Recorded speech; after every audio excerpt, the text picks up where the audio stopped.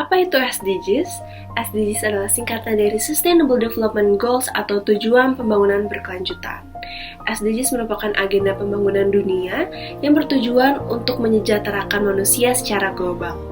Agenda ini berisi 17 tujuan dan 169 target yang telah diukur dan disepakati oleh 193 negara termasuk Indonesia.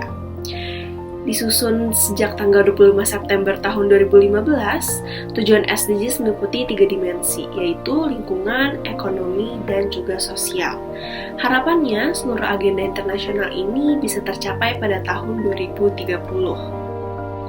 Pada kesempatan kali ini, saya akan membahas salah satu tujuan SDGs lebih lanjut, yaitu terkait kesetaraan gender. Meskipun kesetaraan gender sudah mulai berkembang, diskriminasi terhadap gender khususnya perempuan masih saja menjadi permasalahan di berbagai negara.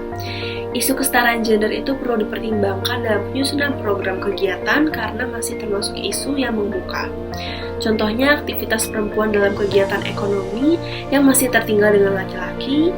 Demikian juga dengan posisi perempuan dalam partai politik yang lebih rendah daripada laki-laki.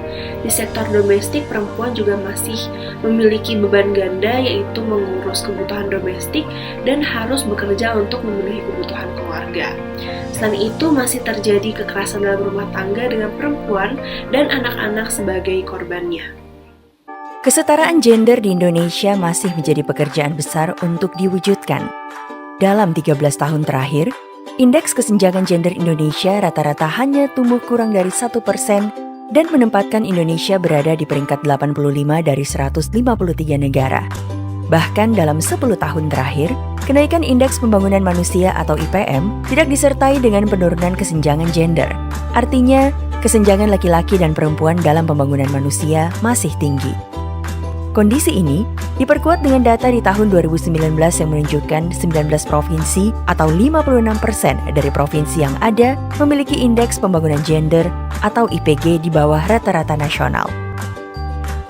Sementara itu, pada indeks pemberdayaan gender atau IDG, ada 29 provinsi sebesar 85% yang memiliki skor di bawah rata-rata nasional, yang artinya hanya 5 provinsi yang berada di atas nilai rata-rata nasional.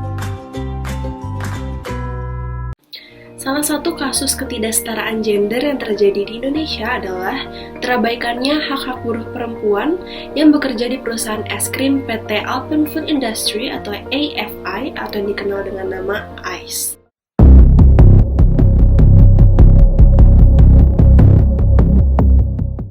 Kasus ini bermula dari sebuah kejadian yang menimpa seorang buruh perempuan bernama Elita Trinovianti pada tahun 2020 yang lalu.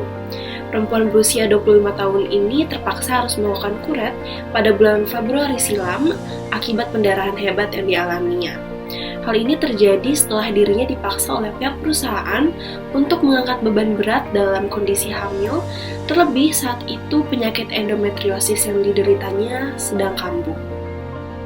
Dalam menanggapi hal tersebut, pihak ICE menolak tuduhan bahwa perusahaan telah memaksa pegawainya untuk tetap bekerja dalam kondisi hamil. Bahkan ia menyebut bahwa pihak perusahaan justru melarang wanita hamil untuk bekerja shift malam.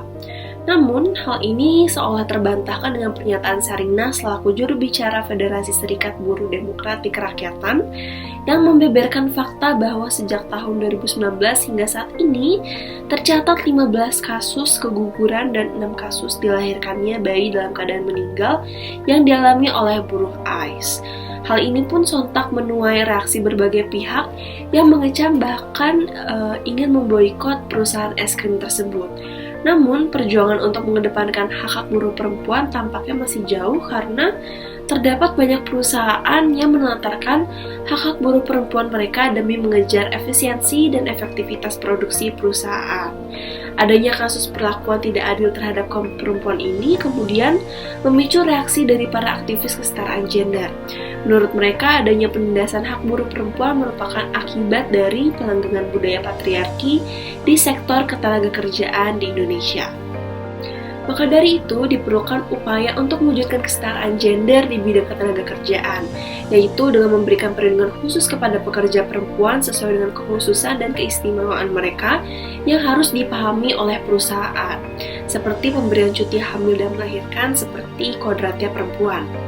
Selain memiliki kekhususan, pekerja perempuan juga harus dilindungi dari perlakuan diskriminasi dalam hubungan kerja, diberikan upah, tunjangan dan jaminan sosial, serta diberikan kesempatan untuk mengembangkan diri melalui pelatihan dan promosi jabatan. Dengan dilakukannya berbagai upaya tersebut, diharapkan tujuan SDGs dalam mencapai kesetaraan gender dapat terwujud.